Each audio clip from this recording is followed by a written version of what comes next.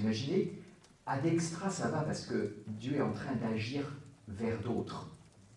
Mais en lui, s'il y a une procession en lui,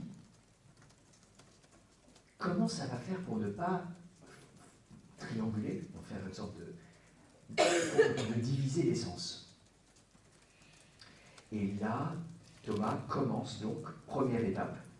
Vous pouvez mettre ça comme sous-titre, c'est pas dans le plan, mais si vous voulez voir clair, quel type de procession? Et après, il y aura une deuxième étape, quelles sont les processions? Et puis il y aura une troisième étape qui sera plus généralement quelques caractéristiques de ces processions. Mais là, c'est quel genre de procession?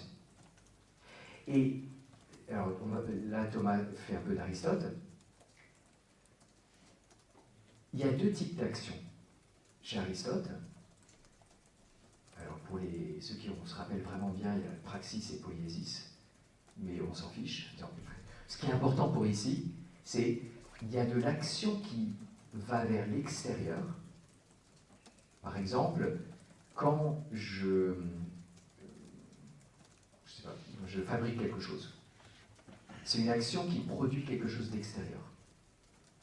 Mais il y a aussi des actions qui ne produisent rien à l'extérieur, qui produisent quelque chose à l'intérieur. Et l'exemple type, c'est la pensée. Quand je pense, je ne suis pas en train, et ce n'est pas simplement la question intérieure-extérieure matérielle. Quand je fabrique un objet, je produis une altérité. Quand je pense, c'est moi. Ma pensée, ce n'est pas autre chose que moi. Vous voyez la différence? C'est peut-être mieux expliqué comme ça. Le fruit, c'est moi, c'est pas autre chose que moi. Thomas dit à l'extra, à l'intra, mais vraiment la pointe, c'est ça. Pas d'altérité. Ça existe qu'il y ait des actions qu'il n'y ait pas d'altérité. Et, alors est-ce qu'on peut lire le texte 5. À bien réfléchir, Arius et Sabellius ont pris procession au sens de mouvement vers un terme extérieur, de sorte qu'aucun d'eux n'a posé de procession en Dieu même. Mais toute procession suppose une action, et si dans le cas de l'action qui se porte sur une matière extérieure, il y a une procession à l'extra, de même aussi dans le cas de l'action qui demeure au-dedans de l'agent lui-même, il y a lieu de considérer une certaine procession à l'intra.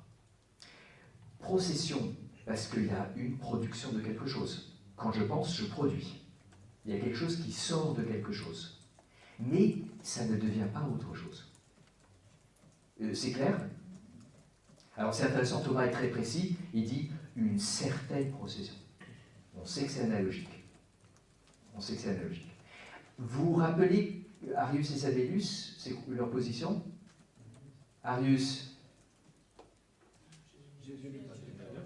D'accord, le Fils, oui, le Fils n'est pas Dieu comme le Père. Oui. Et du coup, quelle est l'erreur d'Arius vis-à-vis des processions? Il a considéré que l'engendrement du Fils était comme une procession ad extra qui produisait quelque chose d'autre que Dieu. Sabellius, c'est l'amodalisme, c'est-à-dire le Fils et l'Esprit sont que des modes d'être de Dieu, c'est pas autre chose. Et c'est très fin, Thomas dit, Sabellius aussi a considéré que la procession était ad extra, et donc il n'y avait pas de procession en Dieu. Mais les deux, les deux ont considéré qu'un seul type de procession, ad extra, qui produit autre chose. Du coup, Arius en a conclu que le Fils n'était pas Dieu, au moins pas comme le Père, et Sabellius en a conclu qu'il n'y a pas de différence, il n'y a pas de procession. Parce que la procession produit une altérité. Et Thomas dit, mais vous avez rien compris. Il y a aussi des processions à l'intra qui ne produisent pas une autre réalité. Comme dans la pensée. Du coup, alors, c'est quoi ce processus? Qu'est-ce que Thomas est en train de faire? C'est très profond. c'est l'œuvre du théologien, c'est de dire, la Bible dit en mots humains ce qu'est Dieu.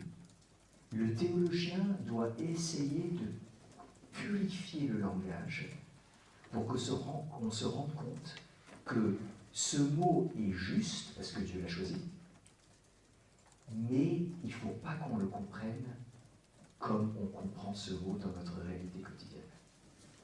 C'est toujours cette question de théologie apophatique, théologie négative. On purifie le vocabulaire. Thomas est en train de purifier le vocabulaire. Pour que Dieu reste un, il faut qu'on purifie cette question. Jésus dit « Je suis sorti de Dieu », c'est l'incarnation, mais c'est aussi la filiation, mais dans ce cas-là, ce n'est pas une sortie comme une autre. C'est une sortie qui ne sort pas. C'est une sortie qui reste dedans.